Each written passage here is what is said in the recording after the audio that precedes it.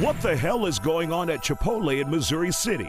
A peeping Tom using high-tech equipment in the ladies' room. Nasty ass. Deputies are accused of using excessive force, killing a man. Now his family has won millions in a civil trial. But why are the deputies still walking free? The sanctuary bill is now on the books. What will it mean to immigrants who are stopped by the police in Houston? Let's peep the game from a different angle. Matt Dillon pulled his pistol every time him and someone tangle. Legendary rapper Scarface is in the house and chopping it up on The Factor. Wake up in the morning, smoke a sweet before I eat. Plus a live performance from Rillo on The Factor, and the usual cast of characters on this last edition of The Factor Uncensored live from Boudreaux's. How about that? This is The Factor Uncensored. And welcome to the Isiah Factor Uncensored. We're here live at Boudreaux's for the last time. Now we have some big news for you. We will be moving to a new studio beginning Monday through Friday, 10 to 10:30 for the Isiah Factor Uncensored. So congratulate me. We're going 5 nights a week. We want to thank you guys for your continued support. Now we have a full show. First off, we're starting off with a legendary artist, a superstar from right here in Houston, Scarface. Took a look. Hoping to change, but when I focus on reality, we broken and changed. Scarface is a legendary rapper known all around the world. The artist was instrumental in putting the city of Houston on the map. His talents and abilities transcend rap and hip-hop. He's churned out hit after hit. Can't keep a steady hand because I'm nervous. Every Sunday morning I'm in service. He came to the public's attention as one of the members of the Ghetto Boys with Willie D and Bushwick Bill. But after walking away from the group temporarily, Scarface became a record executive leading Def Jam South and the careers of such artists as Ludacris. We all in together now, birds of a feather now. And now Face, aka Brad Jordan, is live on The Factor. And Scarface joins us now live here on The Factor Uncensored. We finally got you on. We've been harassing you for like a year. I can't believe it. And glad to have you on here. Now, you looked at some of those old videos and those old pictures from long ago, and you're like, I don't even like those anymore. I don't even want to be that guy no more. You know? Well, that's the one who paved the way for you, who made you the legend you are today. You know what, Isiah, I wouldn't even look at myself as a legend or legendary or iconic or what people try to make me out to be. I just want to be everyday people, you know what I mean? You got fans in here. Hey, man, I'm in Houston, Texas, you know. Well, that's part of being humble, and I think that's why people love you so much here and cool. around the world. Because I'm cool? Yeah, you cool like that. I'm super cool, man. So when you take a look at the path that you've taken to get where you are today, are you ever in awe of what you have accomplished, and is there much more to come for Scarface? I'm not quite in awe of what I've accomplished at this point. You know, I can honestly say I had a. It hasn't dawned on me yet that I'm him. You know what I mean? It hasn't dawned on me. I want to continue to create or reinvent. You know what I mean? Brad Jordan. Scarface is dead. He's done. He's out of there. Now, what does that mean? He's done. He's out of there. Scarface is no longer. Like, it's just plain old Brad Jordan. So get a good look at it. If we expect or get more projects from you, will it be Brad Jordan on the album cover, or will it be Scarface? You know what? I don't think I'm going to be doing no more albums. I'm going to move into a whole nother realm of entertainment. I may even run a big record label coming up. You never know. You know, I got 4 or 5 movie roles that I got the parts for. Outside of doing other things, in my community, I'm enjoying this part of Brad Jordan. Not the Scarface part. That part was kind of cool. It's cool to look at and say, yeah. But now I'm gonna take that guy to another level. It's all about reinventing and recreating.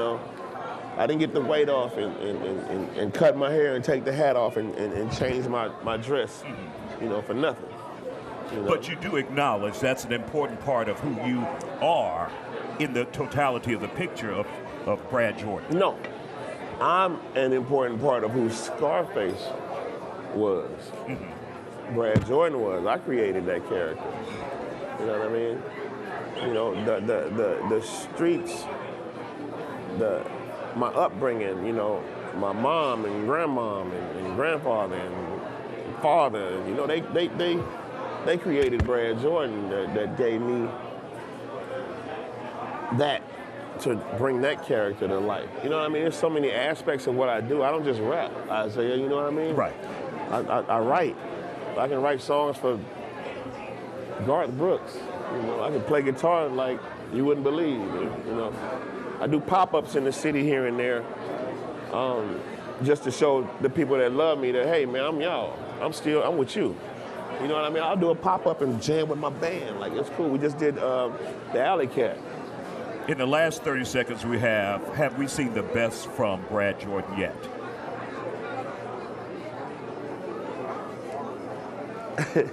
I would say something crazy like Michael Jackson, the best is yet to come, but I mean, you're looking at the best of Brad Jordan right now. We thank you for coming on the Isiah Factor Uncensored. Appreciate it, sir. Appreciate you, man. Glad to have you. Thank you, man. Thanks We'll for have having me. more Isiah Factor Uncensored coming up your way, so make sure you stay with us. We have some hard-hitting investigative stories. We'll be back after this.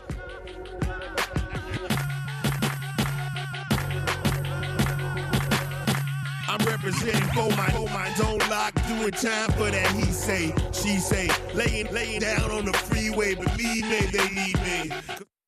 Provocative, edgy, and filled with attitude. Because I think I would have whooped his ass right there at that point. The hottest news topics and the pulse of our city are on the Isiah Factor Uncensored. Then, strong opinions welcome. It's What's Your Point? A rapid-fire political free-for-all with no punches pulled. Now, I know you guys are itching to get into it. Who's first? The Isiah Factor and What's Your Point? Weeknights at 10, beginning Monday on Fox 26.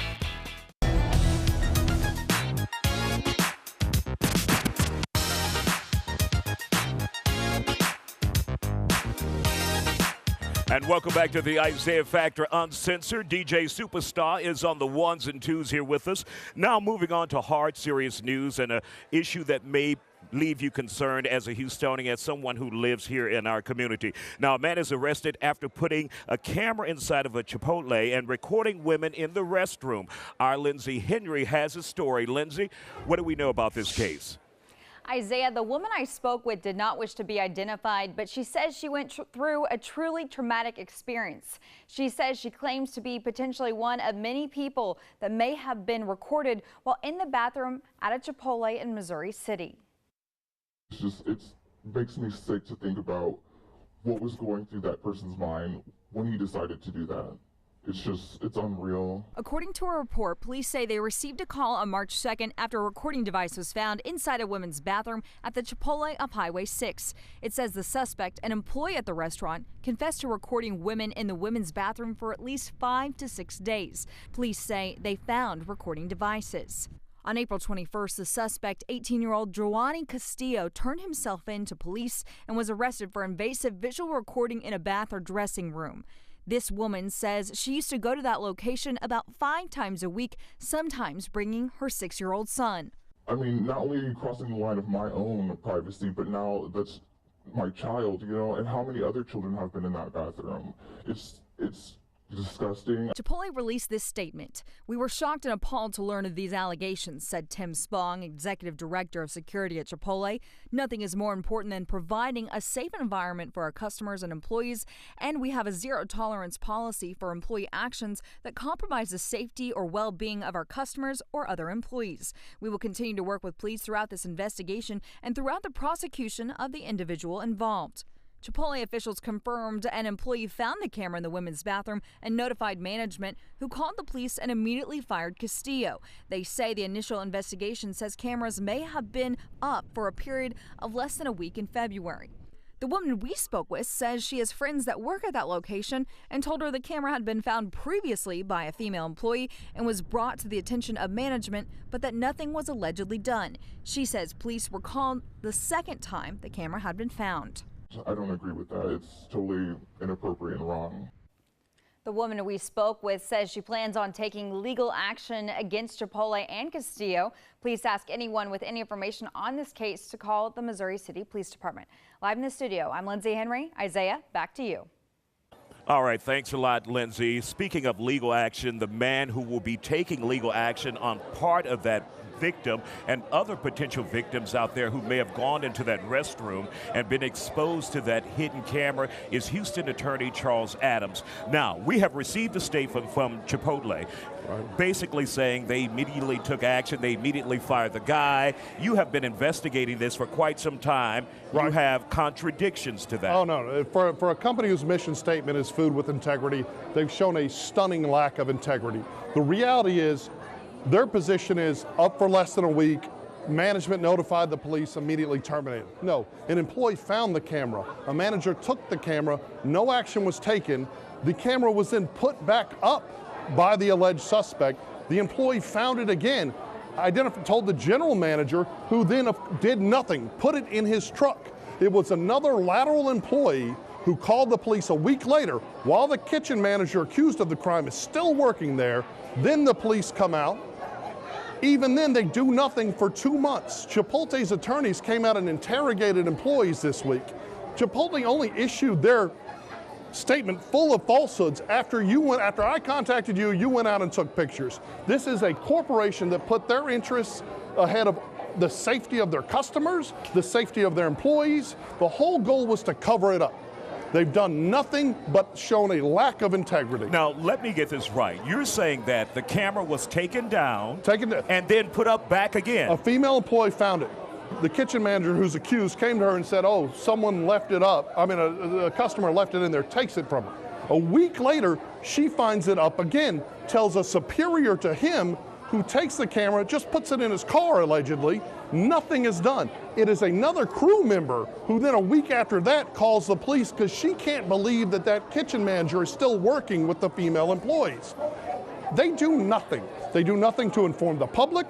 They do nothing to protect their employees or protect, there's people that could have their, private business all over the dark net, all over the internet. It's a stunning lack of integrity. Exposure for children, young girls. That's the whole thing. You can Google and see grown-up women all you want. Why did they put that camera there? Is it for child? Of course, kids are using the restroom. And even when the general manager took the camera and put it in his car, that creates a huge chain of custody evidence that might compromise the prosecution of the accused. Their behavior was so contrary to the safety of both the women and children that went in there. It's unbelievable. And for them to issue a statement filled with untruths. In the last 10 seconds, what's next for the victims out there that you are working with? Obviously, anyone interested, bigangry.com, they can contact me. We're obviously going to be filing a lawsuit, and we're going to hold Chipotle to account. Charles Adams, thank you for coming on the Isiah Factor Uncensored, and we will follow this story. And we'd like to tell you to stick. We have another egregious story coming your way. A man pulled over, or a man who was looking for medical help, and then he ended up dead after encountering some Harris County deputies from a local constable's office. We'll have that story when we come back. Stay with us.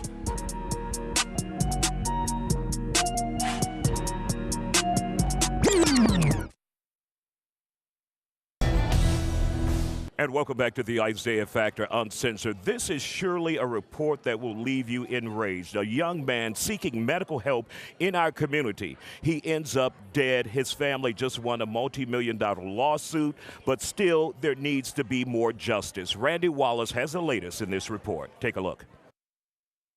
On September 30th, 2010, 23-year-old Jamal Amron had trouble breathing after ingesting cocaine. His crime was that he called 911. And Amron's sentence for that was death. Jamal called for help. He was looking for help. And instead of help, he got a boot in the face. For 3 weeks, a jury heard about what 4 Precinct 4 Constable deputies did to Amron after he decided he didn't want to get into an ambulance. One officer placed his boot on the stomach. Another officer kicked him in the ribs. when he was dying on the ground and he was handcuffed. Then, according to the lawsuit, Deputy Kevin Vales put his boot on Amron's face, covering his nose and mouth for 2 to 5 minutes. When that boot was placed on the stomach, Jamal Amron threw up what was in his stomach. And because another boot was placed over the nose and mouth, it had no exit. And so he basically suffocated on his own vomit. Unbelievable. So a local jury awarded that family $11 million. Joining us now is Jamal's father, Ali Amron, and also his mother, Barbara Coates, and the family attorney, Bradford Gilday. Bradford, first of all, tell us, were there any criminal charges filed on these deputies involved in this case? None whatsoever. Why is that? Well, the investigation was conducted by Harris County. And specifically, it was conducted by Harris County Sheriff's Office. Harris County Constable Precinct 4 did their own independent investigation. Basically, what they did was take the information and sign the back. This is ridiculous. Ridiculous. I want to say, if Kim Ogg, our Harris County District Attorney, if you're out there, you should investigate this case. There is no way these Harris County precinct constable deputies should be walking free away from this case. It's absolutely ridiculous. And when you hear the egregious nature of this case, it's just mind-blowing. Sure. And this is a systemic problem. Not only do you have officers that were bad actors in this case, but you've got the county. Specifically, the jury found on numerous counts that the policies that train and supervise and educate our officers on the type of conduct that they're allowed to do are constitutionally deficient. So this is a systemic problem that goes from Harris County downward. Ali Amron, the father of Jamal, obviously you have been awarded an $11 million award from the jury, but I'm sure as a father, as parents, you're still empty. That doesn't bring your son back. Sir, it has been many years since 2010 that we've been really struggling concerning this case. It was really hard for me to bring this case, and Mr. Gilday helped us to win this case. No money can replace my son. I want my son back. He got killed in 2010. I had no idea that's what happened. It seemed like we just had to go and look for the answers, and now we had the answers by the jury. We are blessed to have great jury, and still Jamal is with us. We feel him. We're in pain. We're sad, and please God help us. Barbara Coates, you are Jamal's mother. What would you like to see in addition to this civil award from the jury? Should there be a criminal investigation into these deputies from Precinct 4 Constable's office? There most definitely should be. My son was a good person, no criminal history. He loved everybody. Everybody loved him. I love him with all my heart. He was an affectionate type of person, always hugging me, always kissing me, telling me how much I loved him, how much he loved me and how much I love him. I would tell him. And he had hopes, he had dreams. He had dreams of being an engineer. You know, all of that's gone. All of that's taken away from him. He'll never achieve that. I'll never see him again. I'll never get to hold him again. I can't even describe to you how I feel inside. I feel as though I was dead also. This has been so hard. It's been so hard, not just on me, on my family. I can only imagine. It's the holidays. Nothing is the same. It's just a horrible life to live, and I hope no mother, no father, nobody have to experience what we experienced and what we're feeling. We want to thank you guys for coming on The Factor. We've just run out of time, but thank you guys. And once again, we want to urge Harris County District Attorney Kim Ogg to take a second look, a first look at this case, because the nature of it is very egregious. You need to get involved, you need to get answers, and figure out why some of these deputies are still rolling around the streets of Harris County. We'll be back with more Isiah Factor Uncensored in just a moment. We're looking for high temperatures in our area in the 80s and 90s for Saturday. So we're not cooling down as of yet, but take a look at this. Amarillo, 40 degrees. That's the high temperature for Amarillo on Saturday. So yeah, there's some cold air that's going to swing across the region, and it is going to give us a chance for rain and storms. But the best chance doesn't happen until early Sunday morning. So after 1 o'clock in the morning on Sunday, we'll have an enhanced chance north of Houston. So the worst storms again are going to be north of us, and we're right on that line where we could see a few strong to severe storms, generally north of I-10, but we're going to keep our eye on it. So in the 7-day forecast, it looks like this. Now, there's a 40% chance for rain on Saturday, but it's not really till the afternoon. The rain chances don't go up to likely like 70% early, 1 o'clock in the morning on Sunday. With those severe storms moving out quickly, then the sunshine returns. Monday and Tuesday look fantastic with rain again, possibly by Wednesday. And welcome back to the Isiah Factor Uncensored. We're here live at Boudreaux's, and we're talking politics with Kathleen McKinley and Tony Diaz. Now, we've had a busy week in the Texas legislature with the Sanctuary Cities bill. First of all, it essentially makes law enforcement officers, immigration officers around here, which HPD's top cop, Art Acevedo, says that's something we should not be doing. And it also will hold individuals like sheriff's deputies, the sheriff of a county, police chief, accountable, and they could be actually arrested if they don't follow through. So, Kathleen, when you heard about this piece of legislation passing through the Texas legislature, your thoughts on that? You know, I think it's kind of crazy that we have to pass a law in order to comply with the law. Because we should be complying with immigration federal law anyway. So I think it's crazy that you have to pass it, because I think that the local officials should work with the immigration officials, and that's all it's asking them to do. And I know to what extent in your mind do you think that cooperation should be? Going out, finding individuals, or should it be if we have them in our custody, we can check? Well, for what I understand, if you are committing a criminal activity, that is when you can be asked about your status, which I don't have any problem with that, because you are also committing an illegal act if you're here illegally. So I really don't have a problem with it. I think it's past time. I'm sure Tony Diaz has a problem with it, absolutely, yes. Oh, right, my goodness. No, we've turned Texas into the new show me your papers state. It's really a terrible law. Everyone's been complying with all federal regulations. You can ask any sheriff, they've all followed through. What this has done is stereotype Houston as a sanctuary city. The word never appears in the bill.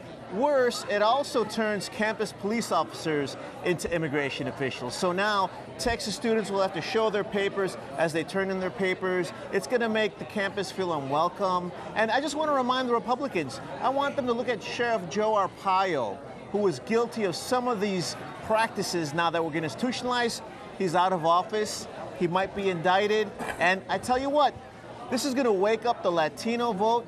I really think that the Republicans who voted for this in bloc don't really want the Latino vote. I told Hispanics this would pass. They said it'll never pass. Republicans aren't like Arizona Republicans. Guess what? This is Arizona, but Texas-sized. It's a terrible law. Tony, what would be wrong with asking someone's immigration status if they are being accused of or potentially charged with committing a crime? One, cops already know how to do their job. That's already in place. There's a little thing called the Constitution, which I invite Abbott and Patrick to read, because if this bill stays in place and becomes a law, there's going to be lawsuits all over the place. Because guess what? You're not going to ask me for my papers. You ask me for my papers, I'm not going to answer you. I don't have to. But guess what? At a college campus now, students walking around, if they look for if I'm teaching my Mexican literature course, and the law says that every campus officer has to comply with immigration enforcement if they're just asked. There's no parameters if they're just asked. So if they come looking for someone named Diaz and it's my Mexican literature course, am I supposed to turn over someone? Let's get Kathleen the last 30 seconds in this. Would you consider the city of Houston a sanctuary city? Because Mayor Turner says this is more of a welcoming city and not sanctuary city. I wouldn't consider Houston a sanctuary city. Now, Austin maybe. I think Travis County has more of a problem. But I think you wanted to address him, so take over there. Yeah. Well, what do you mean? You had an issue with what he just said. Oh, well, look, this is the bottom line. Houston's yeah, not this is the bottom line. You can't have sanctuary against the law. We don't. Yeah, right now you have sanctuary against the law. If you find me one case, I'll give you $1 million. I'll give you $1 million If you were to find one case where any of our officials have violated any federal law, and it hasn't happened, there's no examples of that. This is imaginary. If you are not complying with immigration law, then you aren't helping. They are. It's already happening. It's the law. They have released illegal. Great debate, guys. Out of time. We'll continue it at some other point. Thank you, guys. We'll be back with more Isiah Factor Uncensored. We're going to talk about black home ownership around the country and right here in Houston. Also, we're going to have a performance from Rillo. So make sure you stay right here with us on Isiah Factor Uncensored.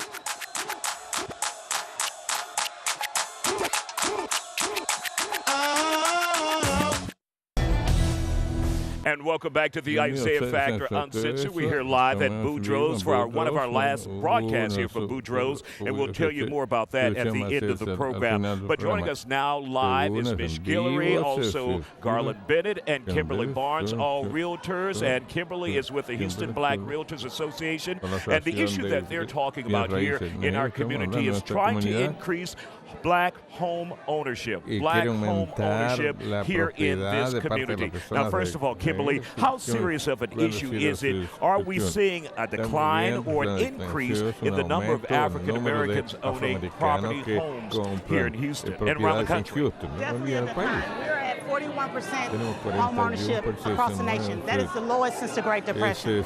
Since the 2008 mortgage debacle, we have not recovered. Every other race have recovered the wealth that they lost. We're actually below the wealth that we had at the time. Garland Bennett, what do you see as our roadblock currently when it comes to African Americans owning homes? First of all, just asking questions, making sure you hire the right real estate agents and brokers to represent you properly. So asking questions is the most important thing about real estate. So, Ms. Guillory, one of our favorites on here. How do we get African Americans to get back in the groove of buying homes like we saw back in 2004 before that tremendous drop-off? You know what the best thing is you can do is get involved tomorrow. We're having an Operation Red Day. It's code red up in here. This is serious. You want information. That is the best way to overcome your problem. Get information. There are going to be lenders. There are going to be people talking about down payment assistance programs. You want to know how to plan for your estate. These people are going to be at your beck and call tomorrow at Good Hope Missionary Baptist Church, 10 a.m. to 4 p.m. You got to be there to get this information. Now, how do we prevent people from falling into the traps that we saw from like 2007 to 2009 when they got into homes and they were underwater, homes that they couldn't afford, adjustable rate mortgages? How do we prevent that, people doing that again? You've got to have people understand you can't do that alone. We do this daily. I had a couple of closings today. This is something I do multiple times a day. You may only do this 2-3 times in your whole life. You need a professional there who understands all the process. In the last 30 seconds, Kimberly Barnes, tell us how important it is to attend this event here in the city of Houston. Absolutely, it's very important. All the information you need under one roof about home ownership. Down payment assistance, credit 101, wills and trusts. So we're not just talking about getting you into a home, we're talking about maintaining it and transferring that asset, making wealth and legacy for future generations. All right, Kimberly Barnes, Ms. Guillory, Garland Bennett, thank you guys for coming on the Isiah Factor Uncensored. And we will have more of that information on our website. Once again, we'll be back with more Isiah Factor Uncensored in just a moment. Stay with us. Nothing can stop me. I'm all the way up. All the way up. I'm all the way. Welcome back to the Isiah Factor Uncensored live here at Boudreaux's. One of the busiest people I know this week is sports director Mark Berman, and he has the latest. Mark? All right, we'll get right to it. The Texans get Vanderbilt linebacker Zach Cunningham in the second round, number 57 overall. I'm definitely a playmaker, definitely a guy who's able to get from sideline to sideline. I got a lot of speed, quickness, agility. I'm able to cover. I'm able to, fit in the run. So, wherever the Texans see fit to, put me, that I'm definitely going to be an impact player on the defense.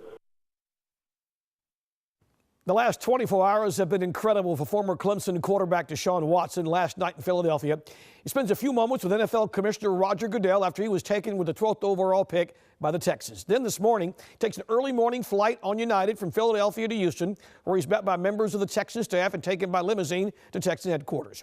NRG Stadium, Deshaun's officially introduced as the Texans' newest quarterback.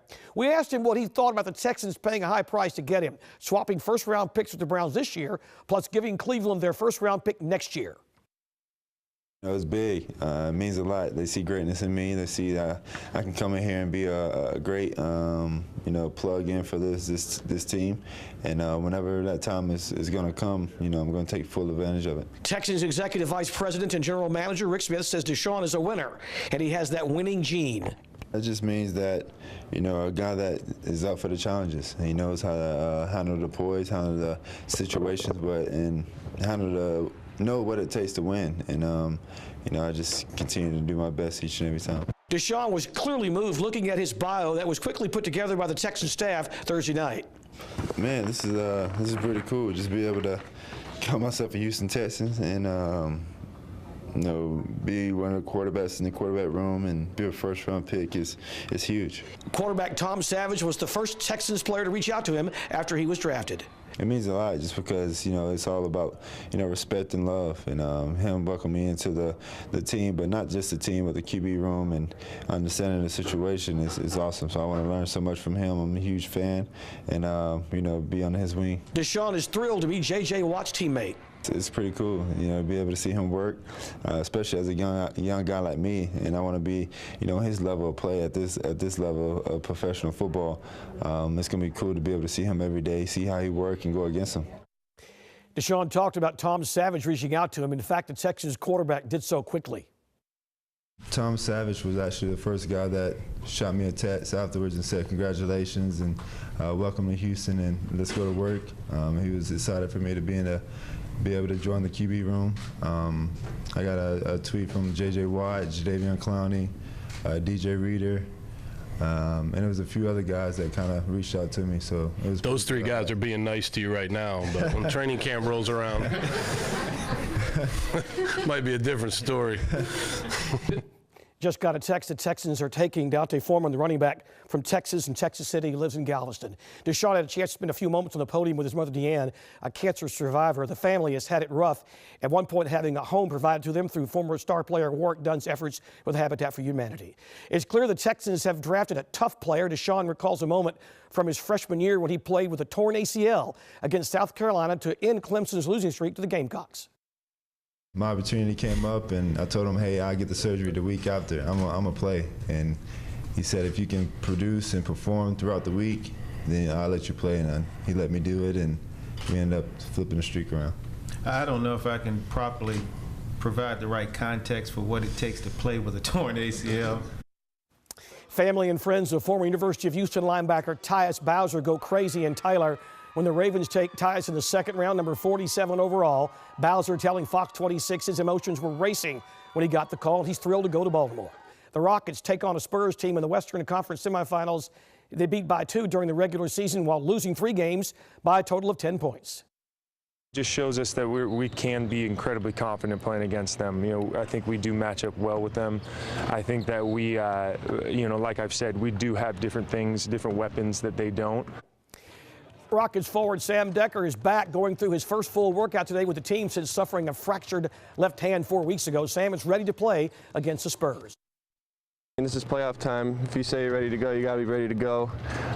So I don't play too tentative usually. I'm going to go out there, play my game, play hard, and like I said, whatever happens, happens, and I'm not going to be afraid of getting hurt.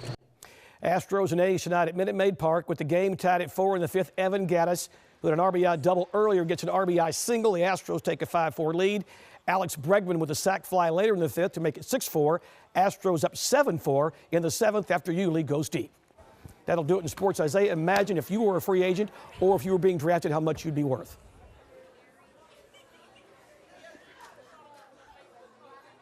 All right, thanks a lot, Mark Berman. We'll be back with more Isiah Factor Uncensored in just a moment. Stick with us. We have a live performance coming.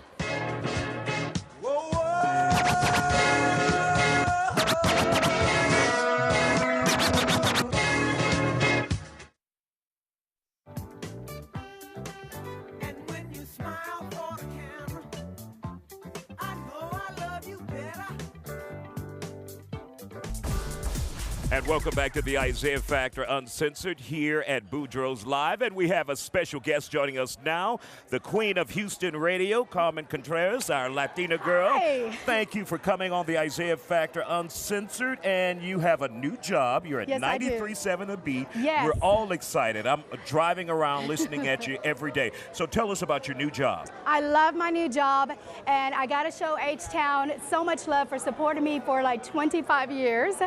So I'm at 93.7 The Beat from 9 a.m. to 2 p.m. Monday through Friday, so make sure you check me out. Be on the lookout for my blogs, because you know I get a little cray-cray.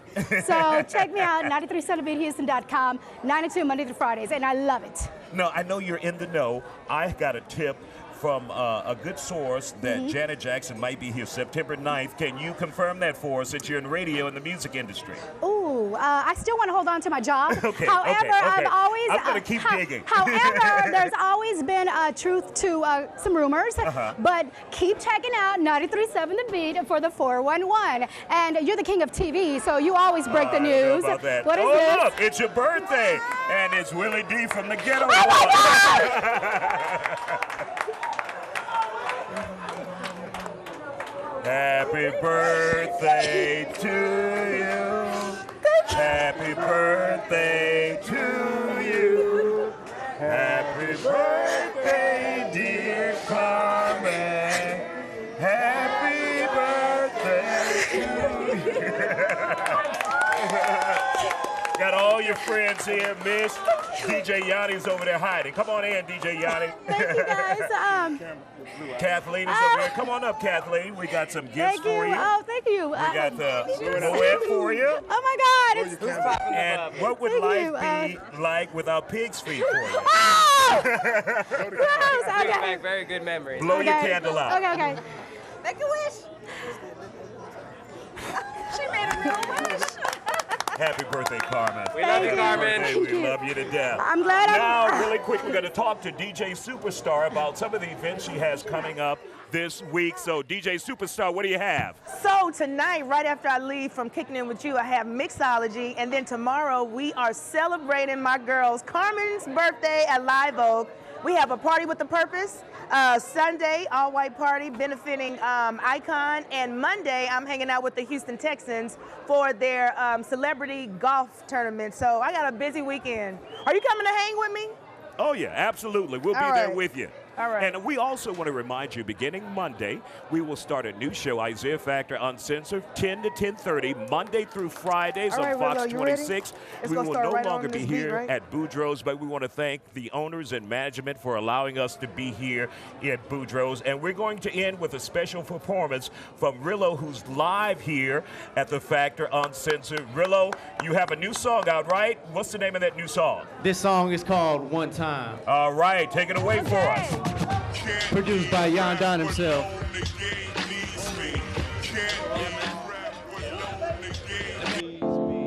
Yeah, it's all good. We gonna get it, baby. It's Rillo, aka Don Frisko, chilling harder than the Eskimo. What's good, Boudreaux? Yeah. Wake up in the morning, smoke a hoe before I eat. Take a shower, put some clothes on, that boy neat. Dab up my homie, heard he got that major heat. Then I roll myself another foe, I even play a beat.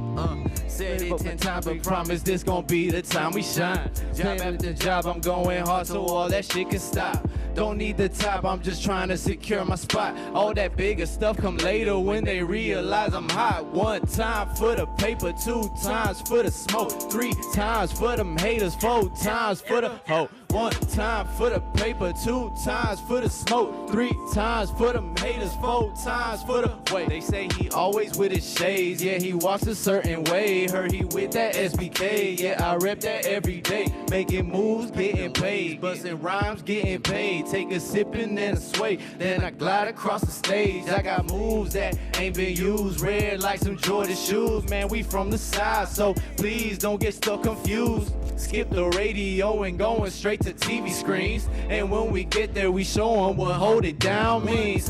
For the paper, 2 times for the smoke, 3 times for them haters, 4 times for the wait, 1 time for the paper, 2 times for the smoke, 3 times for them haters, 4 times for the wait. Throw your hands up, twist your fingers if you riding deep.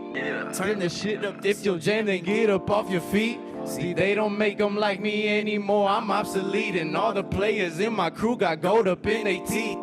Pining while I'm riding, so my flow stay on rotation. Stuff from out of state, we smoke that Californication. This one for them haters that think that I'll never make it. Like it or not, sooner or later they gon' face it. 1 time for the paper, 2 times for the smoke, 3 times for them haters, 4 times for the wait, 1 time for This newscast brought to you by Carpet Giant. 3 times for them haters, 4 times for the you know I'm coming down. Look clean, smoke dope, got mo, so go ahead, pass around. My flow, no joke, don't trust no way. Don't SBK in the ground, them watch look like my teeth look like my watch, and you know